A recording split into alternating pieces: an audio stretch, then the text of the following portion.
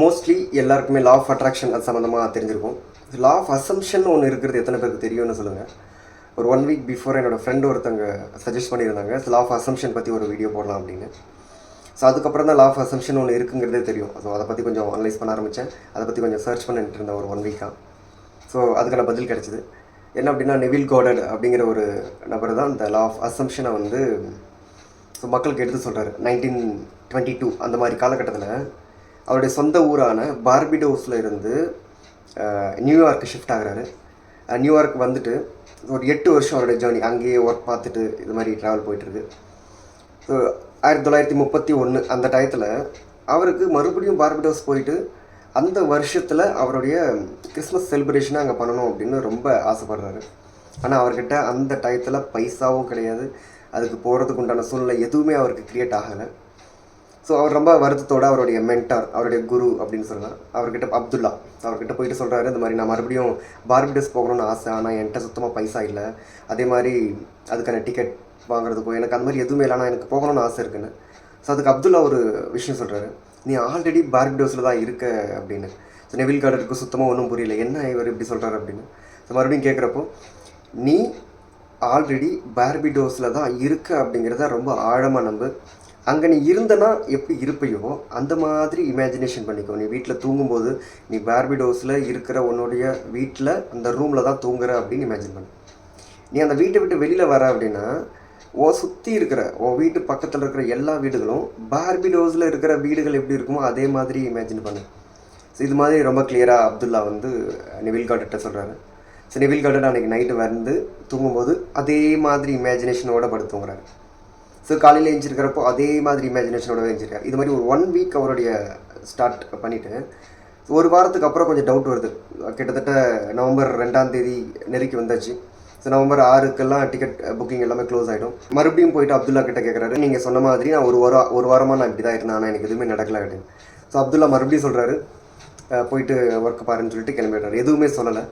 மறுபடியும் வந்து அப்ரோச் பண்ணுறாங்க, அப்துல்லா எதுவுமே சொல்லலை. ஸோ அப்போ நெவில் கார்டர் தனியாக உட்காந்து யோசிக்கிறார், என்னென்னா ஆல்ரெடி நம்ம பார்பிடோஸில் தானே இருக்கிறோம், அப்புறம் ஏன் பார்பிடோஸ் போகிறத பற்றி நான் அப்துல்லாட்ட போயிட்டு பேசுகிறேன் அப்படின்னு அவருக்குள்ளே அவர் சொல்லிவிட்டு அதை பற்றி பேச்சு எடுக்கவே இல்லை. ஸோ நவம்பர் 4ஆம் தேதி கரெக்டாக அவரோட வீட்டுக்கு போகும்போது, ஒர்க் முடிச்சுட்டு வீட்டுக்கு போகும்போது, வீட்டுக்கு கேட்டு பக்கத்தில் ஒரு லெட்டர் இருக்குது. அந்த லெட்டரில் அவருடைய அண்ணன் விக்டர் பார்பிடோஸ்லேருந்து ஒரு லெட்டர் போட்டிருக்காங்க. என்னென்னா, நீ போயிட்டு 8 வருஷம் ஆச்சு, இந்த வருஷம் கிறிஸ்மஸ் செலிப்ரேஷன் ஏன் கூட தான் பண்ணணும் அப்படின்னு அந்த லெட்டரில் இருந்துச்சு. அதோடு சேர்த்து உனக்கு அங்கேருந்து வர்றதுக்கான ஃப்ளைட் டிக்கெட் நான் இதில் அட்டாச் பண்ணியிருக்கிறேன். இன்னும் ஒன்ட்ட அமௌண்ட்டு கொஞ்சம் பிரச்சனை இருக்குதுன்னு தெரியும், ஸோ இது கொஞ்சம் பணமும் நான் அட்டாச் பண்ணியிருக்கேன் அப்படின்னு அந்த லெட்டரில் இருக்குது. ஸோ நெவில் கார்டருக்கு ரொம்ப பெரிய ஆச்சரியம், என்னடா இது இப்படி நடந்திருக்கு அப்படின்னு. மறுபடியும் அப்துல்லாட்ட போயிட்டு ரொம்ப சந்தோஷமாக சொல்கிறேன், இந்த பாருங்கள் எனக்கு இந்த மாதிரி அண்ணன்ட்ட அந்த லெட்டர் வந்திருக்கு. ஸோ இந்த வருஷம் கிறிஸ்மஸ் செலிப்ரேஷன் அங்கே தான் பண்ணணும்னு அவர் சொல்லி எனக்கு லெட்டர் போட்டிருக்காங்க. கூடவே சேர்த்து என்கிட்ட பணம் இல்லை அப்படின்னு பணமும் அனுப்பிச்சிருக்கிறாங்க. எனக்கு ரொம்ப சந்தோஷமாக இருக்குது, டிக்கெட் கூட எனக்கு புக் பண்ணிட்டாங்க அப்படின்னு. ஸோ அந்த டிக்கெட் வந்து 3rd கிளாஸ் டிக்கெட் இருக்கும்.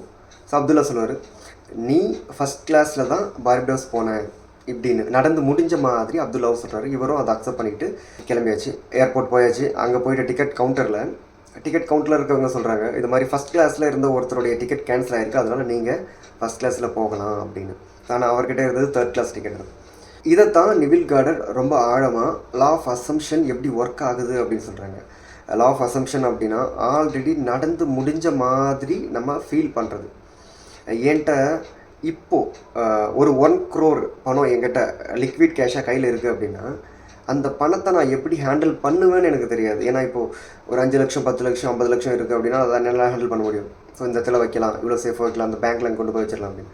ஆனால் 1 கோடி இருந்துச்சுன்னா யார் எப்போ வந்து திருடிட்டு போவான், இந்த பணம் ஐயோ இவ்வளோ பணம் இருக்குது அப்படின்னு சொல்லிட்டு உள்ளுக்குள்ளே ஒரு புத்துணர்ச்சி, இதெல்லாம் அந்த ஃபீல் இருக்கும். ஆனால் இதே இடத்துல என்கிட்ட ஒரு 1000 கோடி சொத்து மதிப்பு இருக்குன்னா அந்த 1 கோடி அப்படிங்கிறது நான் ரொம்ப சிம்பிள் ஹேண்டில் பண்ணுவேன்.